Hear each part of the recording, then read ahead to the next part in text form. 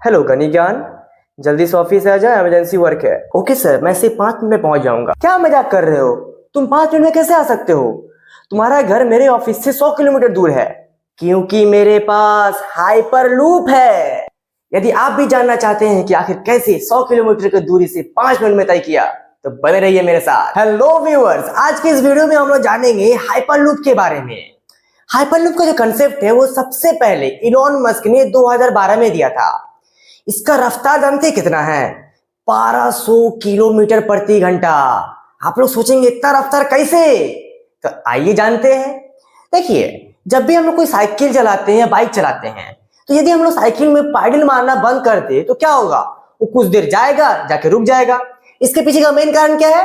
Friction और हवा के द्वारा लगाया गया अवरोध। फ्रिक्शन जो कि चक्का और रास्ता का बीच में लगता है, और हवा के द्वारा क्या है? जो सामने से हवा इसको ढकेलता है। ठीक है, यदि हम लोग इन दोनों चीज को एकदम जीरो कर दें, फ्रिक्शन को भी जीरो कर दें और हवा का अवरोध को भी एकदम जीरो कर दें, तो क्या होगा?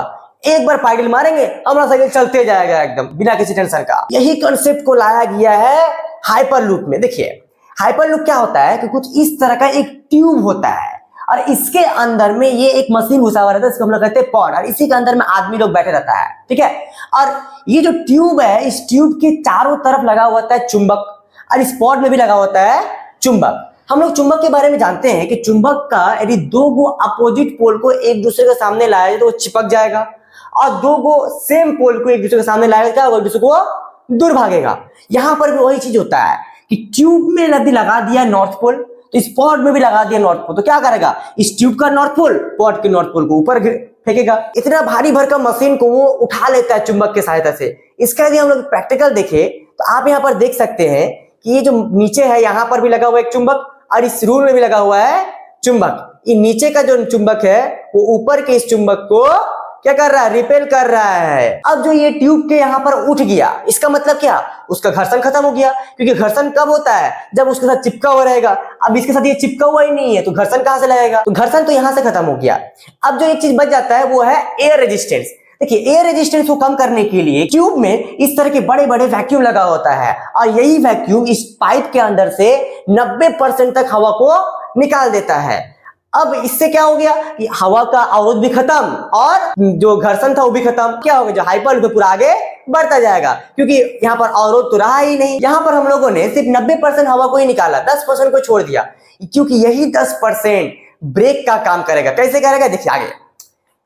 जो हाइपर लूप होता है, हाइपर लूप के यहाँ पर लगा होता है मोटर, जो कि इसको आगे बढ़ने में मदद करता है, और मोटर को विद्युत देने के लिए कुछ ऊपर में इस तरह का सोलर पैनल लगा होता है, जो कि इसको विद्युत पहुंचाता है। यहाँ पर सामने लगा होता है फैन, और पॉड के इधर भी एक लगा होता है फैन, और यही फैन जो है ब्रेक का काम करता है। ब्रेक कैसे होता है? देखिए, पहला तो जो मोटर का जो कनेक्शन था उसको काट दिया जाता है, वहां तक इलेक्ट्रिक पहुंच नहीं पाएगा, मोटर रुक गया, और इस फैन को घुमाने लग जाता है उल्टा। इससे क्या होगा? वहां पर हवा जो है ज्यादा क्रिएट होना शुरू होता है।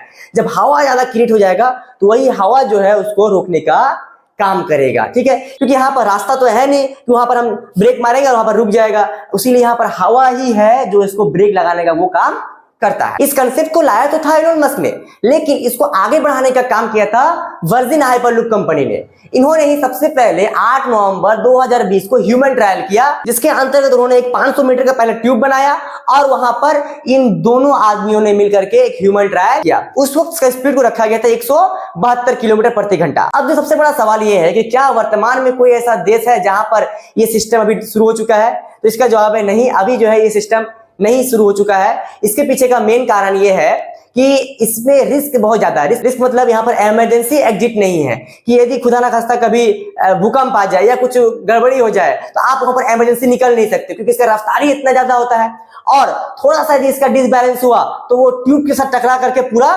नष्ट हो सकते हैं, इसमें आदमी लोग का जान जा सकता है। जो इंजीनियर है उन लोगों के लिए ये सबसे बड़ी समस्या है, और इसी को सॉल्व करने के लिए अभी वो जुड़े हुए हैं। हालांकि ये बहुत सारी ये जो कंपनियां हैं ये दावा कर रही है कि 2030 तक हम लोग इसको पैसेंजर के लिए भी शुरू कर देंगे। अब देखते हैं कि कब तक ये आता है। और भी इंफॉर्मेटिव वीडियो के लिए जुड़े रहिए मेरे साथ। मिलते हैं नेक्स्ट वीडियो के साथ। धन्यवाद।